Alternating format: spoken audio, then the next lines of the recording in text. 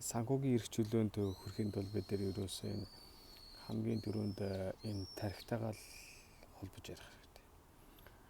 Бид нар хүмүүсүүдийг одоо энэ нийгмийн биднийг ийм асуудалд оруулаад байна уу гэхээр энэ бол маш эсрэг буюу өөрлөгөө орж ээж өөрийгөө шинжилж ээж өөрийгөө одоо ямар нэг юм зүйл сургаж ээж ямар нэгэн сургалт авч ээж өөрийнхөө энэ тархийг нөгөө мэдхгүй байгаа зүйлийг мэдэж авч ээж дээрээс нь энэ мэдхгүй ч гэсэндээ одоо мэдлгүүд гадуур маш их байгаа ч гэсэндээ бид нар ягаад одоо тэр үйлдэл авч чадахгүй байна гэхээр энэ тархитай холбоотой асуудал.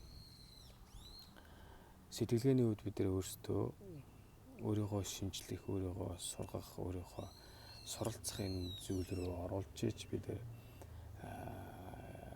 энэ нийгмийн одоо энэ мунхаг зүйлээс гарах юм аа. Ятдаа л өөрийгөө таньж эхэлнэ. Тэгээ санхүүгийн эрх чөлөөнд хүрэхэд тулд өөрийгөө эхлээд ойлгох хэрэгтэй. Өөрийнхөө энэ тархийг өдөрт юу боддог, юуны төлөө зарцуулж байна. Бүтэн цагийн ажил хийдэг, 8 цагийн ажил хийдэг хүмүүс ч гэсэндээ тийм ээ. Өөрийнхөө тэр цалингийнхаа орлогыг юунд зарцуулж байна. Хүн төлөөд байна уу? Эсвэл өөртөө төлөөд байна уу? Мөнгийг удирдах байна уу? Мөнгөнд удирдагдаад байна уу? Энийг л судлах хэрэгтэй л. Тэгээд ерөөсөө амархан. Санхүүгийн эрх чөлөөнд хүрэхэд тулд сэтгэлгээгээ өөрчлөөд сар болгоно хуримтлал бий болох хэрэгтэй. Би бол өөр дөр жишээ аваа яхад сар болгоныхаа төлөлтүүдийг хамгийн түрүүнд төлөө дуусчаар тэр сүүлийн одоо үлдэж байгаа тэр зүйлээрээ л хуримтлал хийн гэж бодоодсэн чинь эсрэгээр юм байл л дээ. Хамгийн түрүүнд бид тэр хуримтлалаа хийх хэрэгтэй.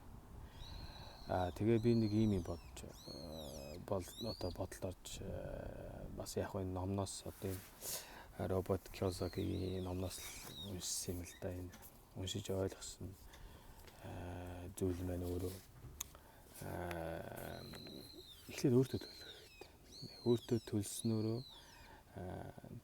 тэр одоо хадгаламж, бонд, хувьцаа гэх мэт зүйлд төлжснийхаа дараа үлдсэн мөнгөөрөө амьдрах хэрэгтэй юм байна л да.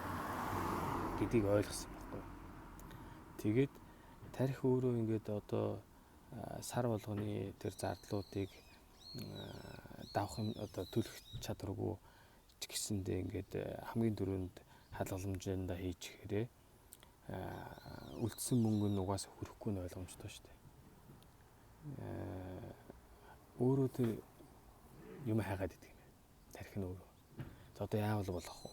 Яавал би дахиж нэмэлт орлоготой болох вэ? Яавал илүү цагийн ажил хийх үү? Яах вэ? Зардлаа багасгах уу гэдэг ч юм уу. Гадуур хоол идэхэ болох уу гэдэг ч юм уу. Ингээд шинжлэхдээ яваад байдаг юм байна. Тийм болохоор хамгийн түрүүнд ерөөсөө энэ өөртөөгөө ярилцах хэрэгтэй. Өөртөөгөө энэ мэдлэгтэй болоод энэ үйлдэл авах хэрэгтэй. Тэгээ нийгэм чи өөрөө энэ биднийг одоо яг л одоо Монголд бол сарын дунд цалин 3 сая, Японд бол нэг сарын дунд цалин 6 сая, 7 сая байгаа байхгүй. Яг энэ 6 сая төгрөг 7 саяд нь тааруулсан нийгмийг бүрдүүлсэн байгаа байхгүй. Монголд ч гэсэнд ялгаа байхгүй тий. Ерөөсөө хадгалах ямар ч боломжгүй бол гайж байна. Тийм л цалин өгч шүү дээ. Эсвэргээрээ бид нар өөртөөгөө хэрэглээгээ багасгаж өөрсдийнхөө энгийн амьдрал руу орсноороо бид нар тэндээс одоо тэр санхүүгийн эрх чөлөө одоо энэ хөрөнгө оруулалт гэдэг ч юм уу ярих боломжтой болж байгаа. За тэгээд өөрөөсөө эхэлцгээе. Амжилт хүсье.